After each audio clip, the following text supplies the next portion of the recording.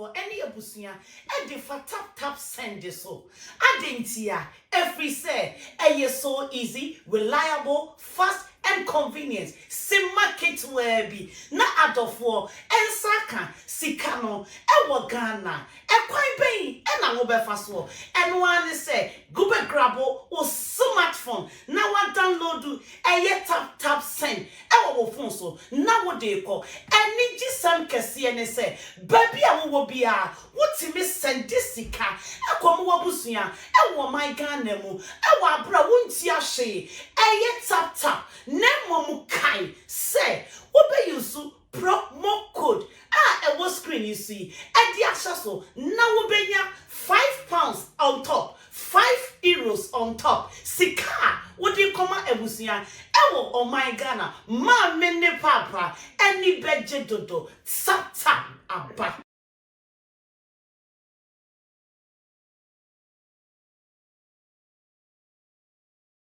As a young Ghanaian, was starting a Ejimo Ghana high, and easy. We go school, you know, after Legon, after USC, after ECC. Now, what's a chance of Ejima to get Ejima in Ghana here, Nyaketwa. And Zionfelix and Mebano, with the year Ubi or not born more day. Usia is one function of also the baby at a boy on my cook on Ghana. No, the idea passe in 19 so na amount for so intimate and yet. This is going to give employment to thousands of people, not just here in Ghana, but outside the country and in the continent as well. Meeting Zionfelix. Thank you very much for coming here to watch us. I have in the studio here with me Mr. Elorm Foli. Yes. Good morning. Good morning. How are you doing? I'm doing very well yourself. Good. How's life? Good. Can't complain. Can't complain. Yeah. For how long have you been in Ghana after school? I think it's 11 years now. 11 years. Yes, 2009. Yeah. Oh, okay. So what we say, Elorm? Who is Elorm? So Elorm is just people describe me as some sort of crazy guy, independent-minded. It's been interesting growing up because I was raised by a father who, to this day, is my hero, but very independent-minded. And was always taught how to think for myself and come to my own conclusions. So that has been a defining factor of who I am and what I do with my life. Yes. What do you do? So I'm the CEO of a company called EK Brand Consult. And EK Brand Consult is a company that we created with the vision of changing small and medium-sized enterprises in Ghana and making them world leaders in the future. So we focus on technology, marketing, branding, and business development. Yes. We'll go more into your business. Yes. Let's just be on you yourself. I mean, Okay. because I've heard certain things about you. Okay. You have a very good story to tell us. You have from a rich background. I mean, you're not seeing the sleeping on the street, hustling, selling water and pure water, and then some things on the streets. Okay. Let us know growing up how it was like for you. Okay, so I mean, I'm not the son of a businessman, so I wouldn't say I'm rich, but I'm from a professional background. My father was an airline pilot with Ghana Airways. Very, very dedicated man. Like I said, my hero growing up. And he instilled in me certain principles, working hard, being committed, staying loyal to your employer. And those were things that I grew up believing would give stability. But as many people know about the story of Ghana Airways, in about 2004, 2005, it collapsed. And that was a pivotal moment in my development because it was a huge blow. Because all the stability that I assumed existed in this world was it was shaken at the core. And in that moment, just for a few months, but in that moment, it was my mother who, before then, was a housewife. She had a small business making clothes. And in that moment where Ghana Airways collapsed and all the employees had to go home, my mother's side job was what sustained the house in terms of paying certain essential bills. And it fascinated me because something that I didn't even take seriously growing up, which was my mom, sewing clothes by the side, was what was actually helping us sustain. And that was my early introduction into business or small business. So what happened, it made you think, for the ones of better words, it made you try to do something. it made me scared, to be honest. The real emotion was fear, because the thing about being an airline pilot is it's a very, very specific skill set. Yeah. If you don't have an employer who has a plane, That's it. that's it. There's nowhere to go. So watching my father was also very ambitious, and he started doing great things in life very early. So I got to see him climb up the ladder in terms of his career, going from a co-pilot all the way to a captain, moving from the DC-9 to the DC-10. So I got to experience his journey and his growth. And there was no, in a typical world, I felt that if life were to be fair, there is no way someone like that would end up being unemployed, even if it's momentarily. And yet the collapse just made me understand that there are no guarantees in life. And something like that would actually, if you're religious or you're inclined to be religious, it should draw you closer to God, to understand that we are not in control of everything. So the collapse actually happened when I was going to university in California. Yes, a school called Harvey Mudd College. It's very respected when it comes to engineering. And my plan was to study engineering and computer science. And so just as we were going to school, then this happened. And so I had to figure out, what am I going to do in university, and what does that mean for the future? So of course I went ahead and I started studying engineering and computer science. But after all my classes, I would go back to my dorm room and I'll read about business. So after doing that for about a year and a half, 2 years, I had a friend then, her name was Sherry, and we were talking about what we were going to do when we graduate. And I said, as soon as I'm done, I'm going to go to business school. And she said, why am I waiting to do that? If I know that's what I want to do now, why don't I start focusing on that? And I realized she was right. So then I started reading more, and I changed my degree from engineering and computer science to economics and engineering. Yeah. So what was your earliest memory about business or money? Money. So it's funny because, again, growing up in a middle income household, so my father, even though he was accomplished, grew up in a very big family, and it wasn't well to do. So he was the first in his family to be well off, if we could put it that way. So even though he was an airline pilot, and that, I'm sure his salary was a lot of money for a small family, he was responsible for taking care of his extended family as well. Pilot, huh? Exactly. And so I think he didn't spoil us with luxuries. I never had designer shoes or designer. But you were in the States. You were attending one of the best schools in the States. That was for university. I grew up in Ghana. Okay. I went to Richard School. So I grew up in Ghana. Still, it's a rich boy school.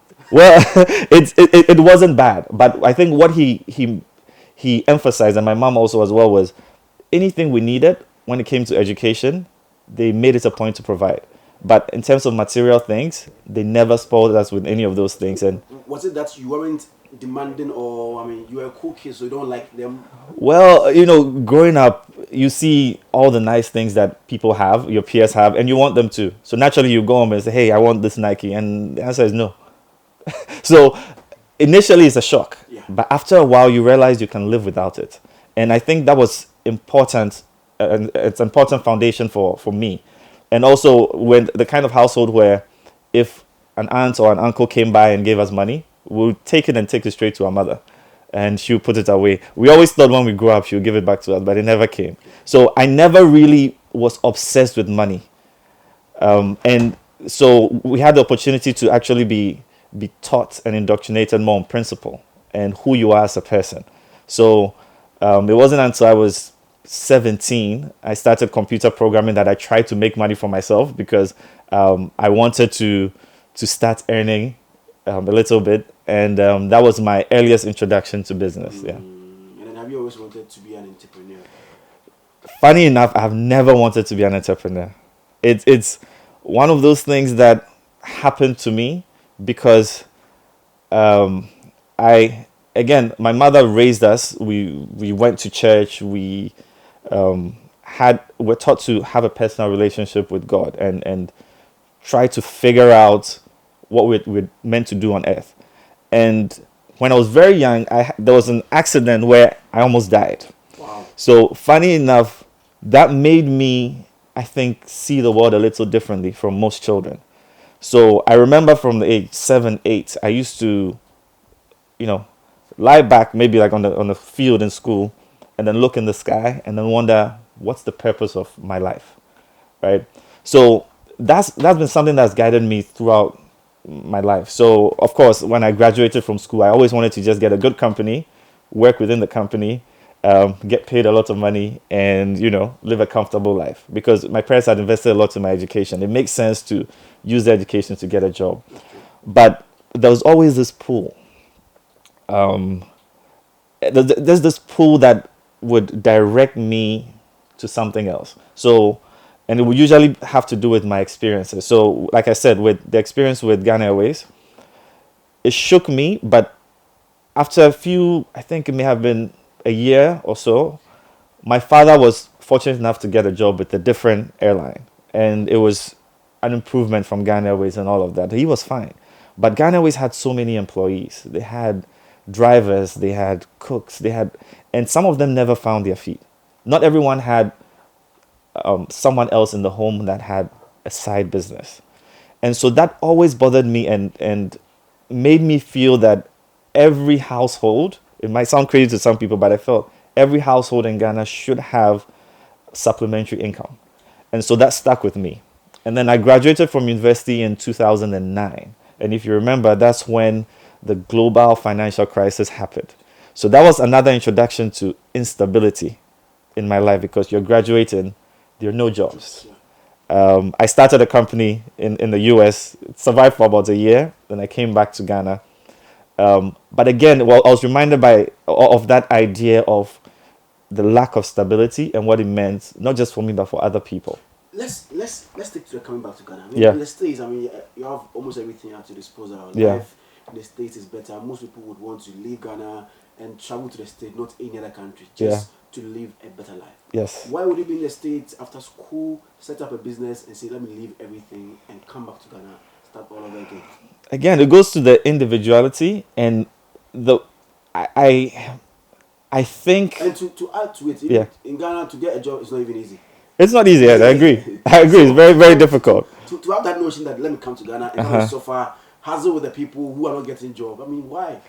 Because there's always this vision that I have. I always look at the end goal. So I knew what I wanted to achieve. It was implanted in me. I didn't know how I was going to get there, and I knew it was going to be difficult. But as long as that was the final goal, I didn't feel right trying to ignore it. And I can't ignore it. Whenever I have this desire to do something, it almost haunts me if I try to do something else, right?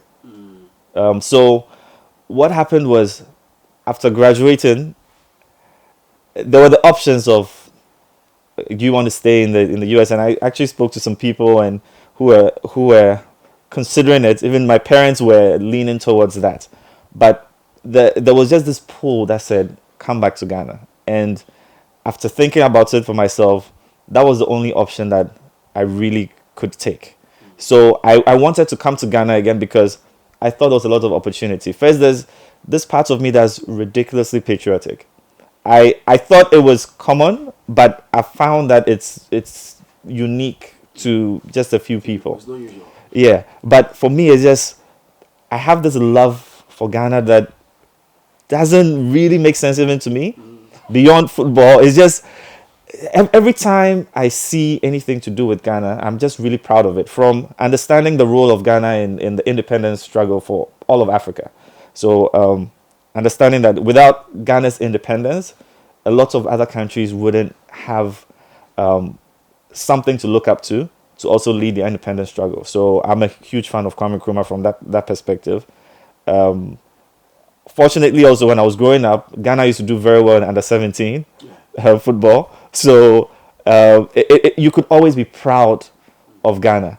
So even being out there, I kept looking back at Ghana saying, okay, you see all these expats coming back to Ghana because there's opportunity here. And I didn't want Ghanaians to be left out of that opportunity and the potential for growth. So I thought if I come back, I could find a way to fit in and help share that wealth with the Ghanaian people. Okay, mentioning Kwame Nkrumah, let me ask of your philosophy on leadership. So, philosophy on leadership, again, So I was born in 1984, right? I think it's a very interesting year because if you know Ghanaian history, I think there was a famine in 1983. Yeah. So I always ask my parents, how come you had me in 1984? Yeah. Yeah, The family, I mean, you know. yeah, I have to talk to them about that. But so from 1984, so I was born under Chairman Rawlings. Yeah. Okay, so the first leader that I saw was J.J. Rawlings. And so growing up, I thought it was very common for a president to go into a gutter and be desilting the gutter and digging and moving with the people. But of course, as we grew and we saw different democracies, I realized that was very rare.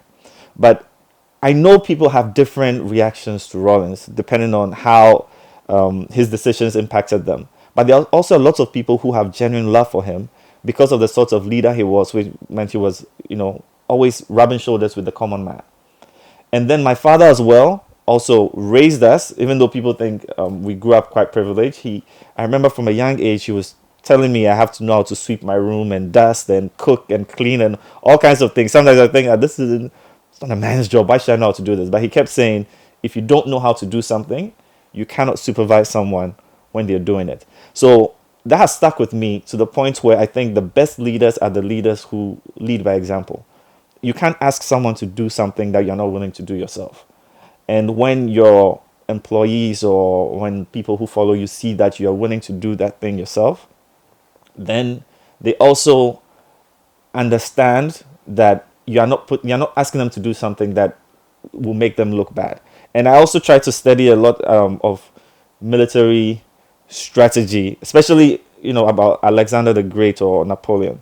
And those leaders were usually on the front lines. And so you can see how when it comes to motivation, a leader who leads in the front, who's actually facing the danger with his people, is a more respected leader. So for me, I think that's the best way to lead. Yeah. So if you check the system, if you check the country, the Uh-huh. current leader and then the previous one, Uh-huh. are they going by what you think a leader So, should? you want to put me in trouble? No, but I've also learned, right? When I was younger, I used to criticize a lot. And what you realize is that leadership is very difficult.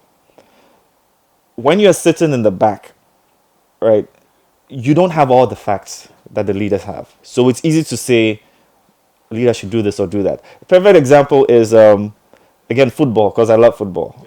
And I think the greatest striker we've ever had, based on statistics, I love Tony Yeboah, but I think based on statistics, is Asamoah Gyan. Asamoah Gyan was criticized badly by Ghanaians, right? And I remember, I think it was the 2008 African Cup of Nations, or one of them. He was criticized so badly, he didn't even want to play anymore. But then you look at the people who criticize Asamoah Gyan. Most of them are not even athletes. You can't run the way Asamoah Gyan runs. You can't kick a ball the way he does. But when he misses a shot, you are quick to criticize. But people argue that, I don't have to be a footballer to criticize the footballer. Then that means nobody can criticize other person in other profession. So it means that you can criticize, but you should criticize with a certain understanding. Right? Let's even say with you, you're very successful. Somebody who's never done what you've done is sitting back saying, oh, Zion should have done this, you should have done that. But the journey alone, you've learned so much, you've struggled. And I'm sure when you started, the industry wasn't even as lucrative as it is today. So it means you went with your passion. So if I'm not as passionate about it as you are, why would I assume that I know the right things to do? And then also you have to add the fact that nobody's perfect. When I'm in the back, if I say, Zion, do A, B, C, and D, if you do it and it works, I can say, oh no, I had the right idea. If you don't do what I said, but you do what you want to do instead, and that works, nobody knows that my idea was bad. See, so, but coming back to it, because I don't want to run away from the question. Coming back to it, I think you can criticize any leader. I think if we look at democracy, the beautiful thing about democracy is that the majority of the people decide. So in 2016, I think the majority of Ghanaians decided that His Excellency President Mahama was not doing a good enough job, and so they wanted to give an opportunity to the current president. And I think that there's something called I guess equity, where when people don't believe in the leadership as much, when you have difficult moments, there's too many criticisms, right? So we wanted a fresh start. So we decided that this is time for the MPP, and I think there are many ways that we can say the MPP has done a great job. And sometimes I look at it from an analytical perspective and say the amount of trust people had in the government has allowed us to accept some of the things that are being done. And even if they don't get the results that we want immediately, we are patient enough. We accept it. Unlike the previous government. I think people have been arguing that. I mean, they say this thing that this government did, if it was to be the previous government, the way people would have bashed them. People do say that. I think that's true. That's fair.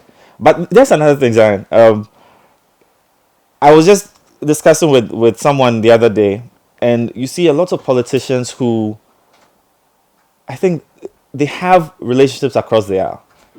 They are not enemies. You have families that have one member in the NDC, another in the MPP. People who are married, NDC, MPP. So they are not enemies. And for Ghana to be strong, we actually need both parties to be really strong, because we don't want a political party that's just on the sidelines waiting for someone to mess up and they come in. What we would like is that a government is doing a good job and the opposition party is ready to do a better job, so that when we switch governments, we are always improving incrementally. We don't want the danger of actually going back and saying, oh, this guy is just so bad, give me a chance. And then you come and then you do a bad job and we're just playing that game. My name is Zionfelix and I'm here with Elorm Foli. Hey! What's that? Obi the plating me uncompleted car. I have to sanction him. Hey! Where the chairs are? It's okay. What do you mean? Cut one. Do you know This how is much not this a car problem. costs? Just one A to Z Auto Service Limited can sort it one time. Hey, get out!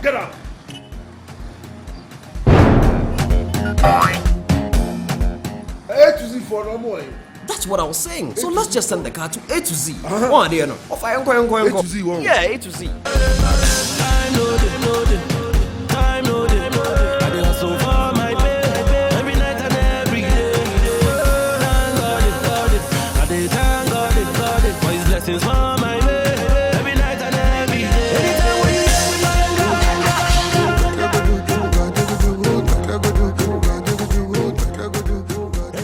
Make your BBR clean.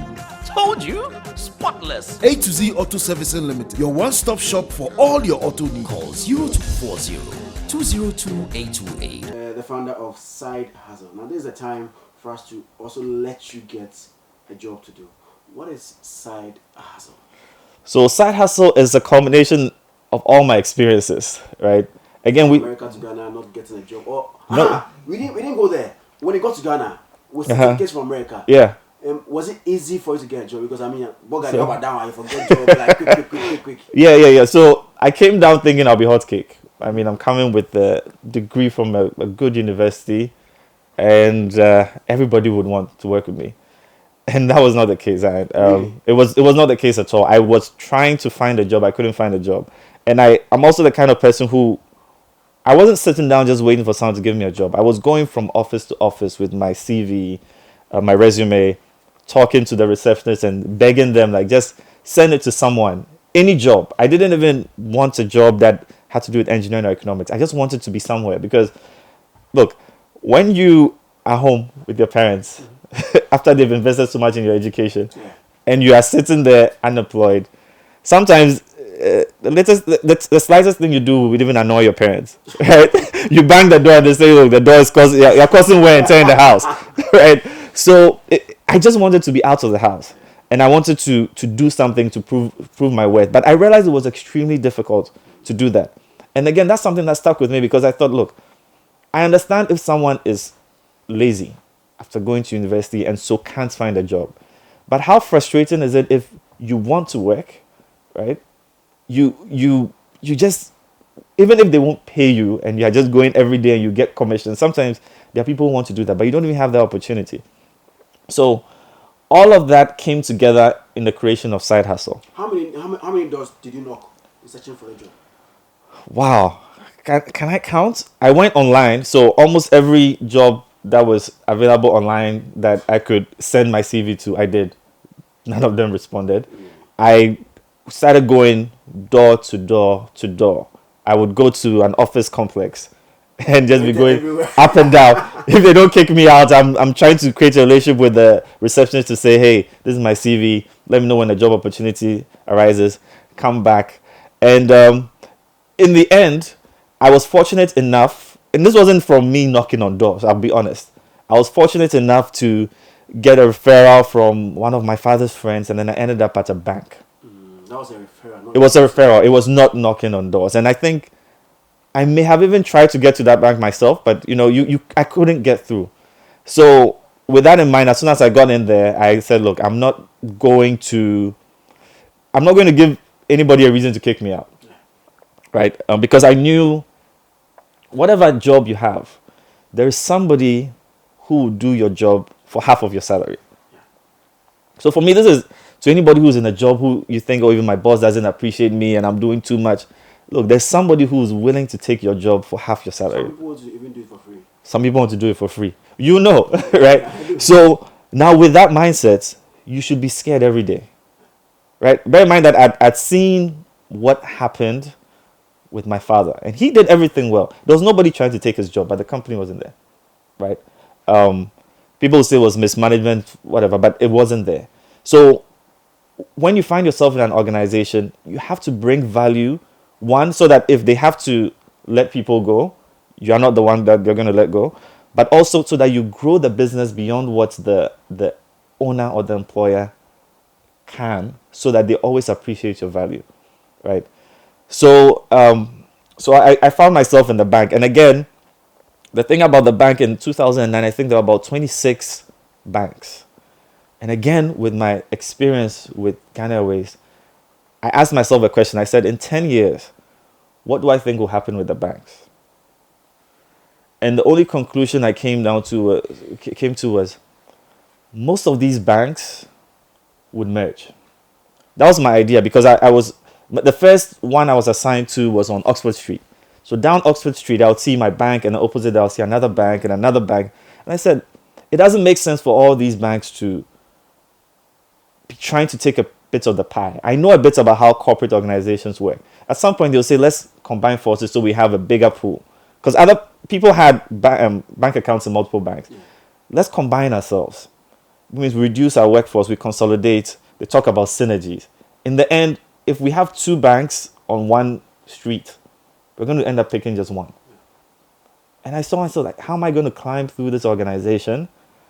And in 10 years, when my salary is huge, I'm expensive to keep. So there'll be some young graduates who would do my work for cheaper.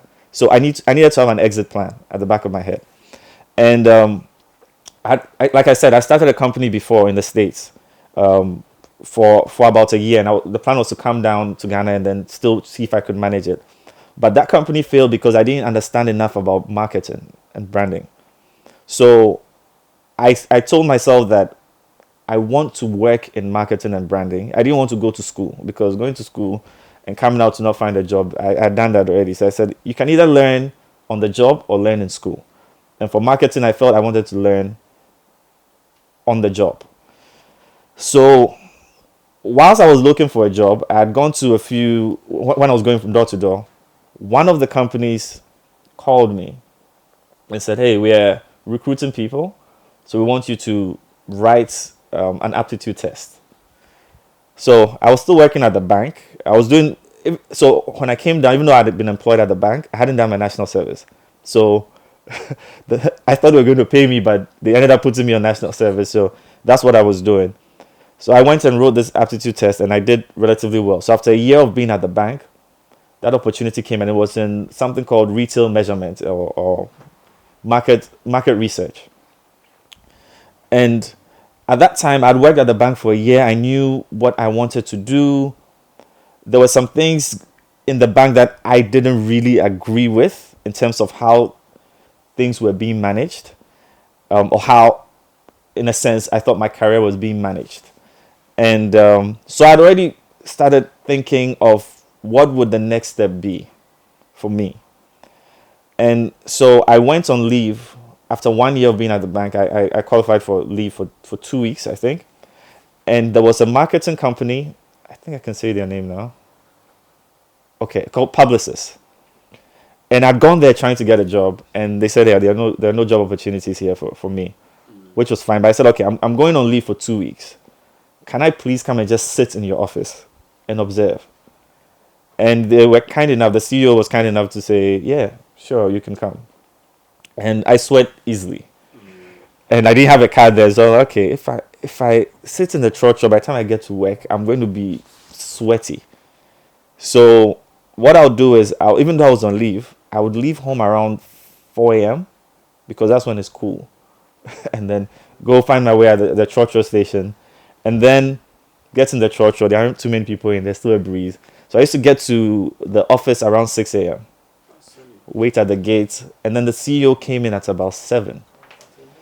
And no one else got to the office until about 8 or 8:30. So after the first few days, I was in the office alone with the CEO. And naturally, he took an interest in me and we started talking.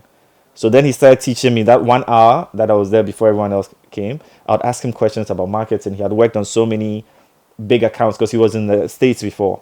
He had done advertising campaigns with Kobe Bryant and Nike and all of that. And Kobe Bryant is a hero of mine. So I'd always ask him questions. And I knew I was only there for 2 weeks. So I tried to take notes, right? I was like, ask him a question. So what? And he was kind enough to answer all those questions. His name was Kofi Amugodfred. Very, very great. And I appreciate him to this day just because of the opportunity he gave me. After 2 weeks, I left and I got a job offer from the market research company. And then I went to work there. And back then, every time I changed my job, I would change my phone number. Right? So a month into the new job, I got a LinkedIn message from Kofi Amugodfred. And he said, Elorm, I've been trying to call you. I can't reach you. I'm thinking, okay, this is interesting. So I sent him a message and then I got his number and I called him. And he said, I have a job opportunity for you. Okay. So this was me again learning. When you network, you get the opportunities that I couldn't get before. So I have a job opportunity for you. It was a multinational company that they were managing at the time. And I'd been in my new job for a month. I loved my boss. Her name was Felicia. She was a great mentor to me. And I said, no, I can't take the job offer. So I hung up on him. Then I went home that night. And I was thinking, I was like, this is a CEO of a company. He called me personally to say there's a job offer for me. I can't just tell him no. So I called him back. I said, oh, I'm very sorry. When is the interview? And I'll go for it. And so he arranged for me to go and do the interview. And when I was going for this interview, bear in mind, I was trying to just do the interview to please him. I wasn't really looking for the opportunity. So I went for the interview.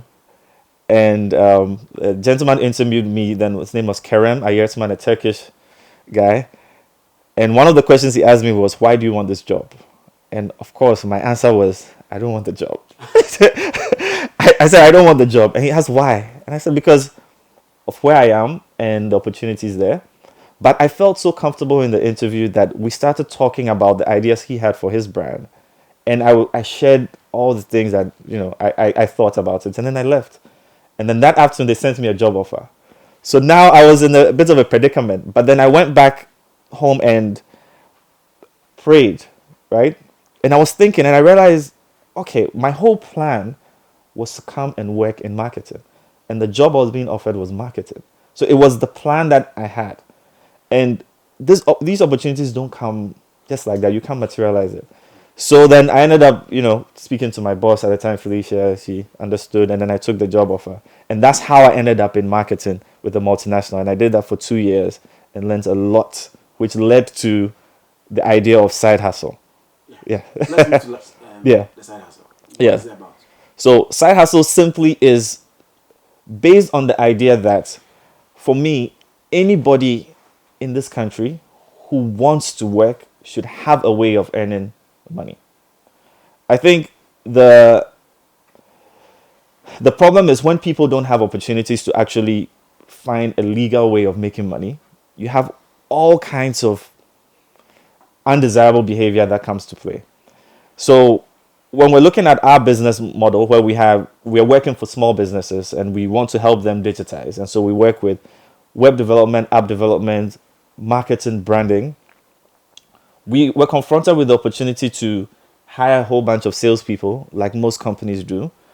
But when we study the business climate, we realized a lot of business comes from referrals. So I could pay my sales team and they'll do a decent job, but then I'll get a call from someone saying, hey, Elorm, I want to connect you with this guy because you've done this for me. And why don't you work with him? And usually when someone refers me, it's easier to even get that business than when you're going and you're selling. And I would want to thank the person who connected me, but in a culture, there's no way to do it because sometimes these people are big people, right? They connect you and you say, oh, can I give you a commission? Say, no, it's not necessary. And then you have other people who they will need the money, but there's no way to have that conversation. So I started thinking about it and said, wouldn't it be nice if there was a platform where these people, instead of dealing with me, they could just send the information and then my team would follow up. And then if it ends up in a sale, we could credit their accounts. If it would count as a deduction to our services, they could use that. But if they needed the money, then they could also access it as well. So that was the line. And then I remembered when I was looking for a job and if I had a platform that could make me a salesperson, because I knew that there were businesses down my street who need web development services or needed flyers or needed design. And right now, what's happening is in that field, you have a lot of freelancers. Okay, so to deviate a little bit as well, the freelance industry is also tricky because you have graphic designers who have to freelance, and then as they grow, there is nothing for them to do as they evolve because there's no organization that they're working within that can help them grow. Everybody wants to work for a company if you can, and the dream will be for the company to take care of things like health insurance, and hopefully health insurance for your family as you start expanding, so you have a little bit of stability. So I thought, okay, can we create a platform that would help people give businesses these services and also create a framework where we could help graphic designers, web developers not rely solely on freelancing as a way of earning money. So in short, anybody can just sign up to the app. It's free. If you don't have a side hustle, that's Spell it for us. it's SYDEHASSLE, pronounced side hustle. So even if you don't have a job right now, right? If you're at home and you're hungry, right? Like I was many years ago, you can just sign up and then start walking down your street and going to the business people there and talking to them. So what kind of job can somebody bring? So we're starting with the main jobs that we realize small businesses need. That's critical. Web development. We found a way to build websites of the highest standard at a very affordable price. Because even right now with COVID, right, COVID-19, it's rushed the concept of everyone wanting to go digital. But sometimes you don't have the right people to help you do it. So web development is one. Everything from basic websites to e-commerce. One of the things I'm really proud about is that we've been able to do e-commerce sites for a very, very low price. I can even say that for 3,500 cedis, we build full e-commerce sites with integrated payments, right? And then we help you manage it for a whole year. We don't even charge, right? We also build what we call progressive web apps, right? Because the idea is that the web app is, everyone uses their phone now. So if you have an application that's just a website that they always have to type in the URL, it can be problematic, right? So what we're saying is that why don't we just have, and it's a very simple function to include, have this icon that they can introduce onto their phone so that one click they have it. Because if we build a full app, I put it in the Android store, for instance, in the Play Store, the Google Play Store, it ends up taking so much space that people get tempted to delete your app after a while. So we do everything. We do graphic designing, web development, and then we do event photography. Right now, events have gone down a little bit, but event photography and product photography. Any kind of event. So we like to focus on the corporate events. Okay. But because I think the wedding market is a mature market that we believe a lot of people do very well and can be very expensive. What we try to do is we try to focus on an industry and see how low can we bring the price whilst keeping the quality at the highest level. So we focus mainly on corporate events. And then we've also added media buying recently. So we like to talk to people because sometimes somebody will come to us. When I started the company, trying to just focus on technology, I will talk to people and they'll say, yeah, but I want flyers. Because what they know is that flyers work for them. And they might have a budget of 3,000 that they want to dedicate to flyers. And then we have the conversation of, okay, why do you want flyers? Because I want people to hear about me. Say, okay, so this 3,000 that you want to spend, why don't we split it? Maybe in two. 1,005 you can use for a digital campaign. And then you can compare to see if it gets the results. Because, look, we have so many people entrepreneurs who have printed flyers and the flyers are with them because they couldn't distribute it, right? Or the flyers are in different companies and they're just sitting there. So one function that we even added recently is a button that says, I think it says talk to the CEO. And what I realized was the entrepreneurship journey can be very lonely, right? Even me, when I started the business, there were points when I was all by myself and I'm thinking, what do I do next? So by pushing that button, you can send me a WhatsApp message personally. And people have started using it. And there's no limit to what I can discuss. Somebody can just send me a message saying, hey, this is the business I'm doing. Can you find 5 minutes to talk to me so we can brainstorm to see what we can do about it? Because I work with people for business development as well. And whenever I have time, I'm willing to talk to people who might be stuck in that position where they can't find a way to monetize what they do. And just a little bit of a segue. One of my biggest passions is looking at people who've positioned themselves for success, but for some reason haven't found a way to translate that yet. And what I'm looking at, the last 6 months I've been actually studying this, is something like Instagram. We have a lot of social media stars. And someone revealed to me that a lot of them haven't found the right way to monetize it. You have done a great job, right? So congratulations again. I've looked at different models, but you would see people with huge followings, 500,000, 800,000, and you have a conversation with them, and the mindset about how to even make money is a bit funny. So we're coming up with a program that would just bring some of these people together, and then we see how we support them, whether it's about supporting with their merchandising. How do we create merchandise that they can sell or without them putting any money forward? How do we create with Side Hustle, for instance? We have an affiliate link, right? Because on YouTube, you would know that if you have your YouTube videos and you have your ads and then you have your product placement, there are also affiliate links where if somebody clicks on the link, maybe to Amazon, and then they make a purchase, you get a cut of it. And with Side Hustle, everybody who signs on actually has an affiliate link, whether you're a YouTuber or not. The whole concept of the affiliate link is that you can share that link to get more people to sign up to Side Hustle. And if those people, or as those people make money, right, we give you a commission because we see you as the person who brought that business to us. So how does somebody get on the app? So it's very simple. You just go to www.sidehustle.com. That's SYDEHASSLE.com. And then you just sign on. And there's a video there that explains how it works. So no downloading of app. There's absolutely no downloading of app. But when you get there, there's a pop-up that would show to ask you if you want an icon on your phone, if you access it through your phone. And that icon is less than one megabyte, maybe it's a few kilobytes. So it doesn't take any data at all. So yes, download the app on your phone. You can download the icon on your phone. When you sign in, every day you check it. We give gifts. I don't know if I'm allowed to say this, but we are giving gifts out on a weekly and a monthly basis based on some of the things that people do with the app, whether it's sharing it with as many people as possible. And there are going to be times when we're just going to send, credits and things randomly to people for just using the app. Because so if I'm to summarize what you just said, about the app, as soon as I go online register, I can just walk down the street and find any business who wants a flyer. I just come on the platform, let you guys know that this company ABCD wants a flyer. So these are the details and everything. Yeah. So what we want to do is we want to push people to engage more in their community, right? So yes, you can go in and then ask a company, like, what do they do? How the question that some of the people using it now actually ask that gets them some results is they go to the business and they try to find out what challenges the business has had during this period.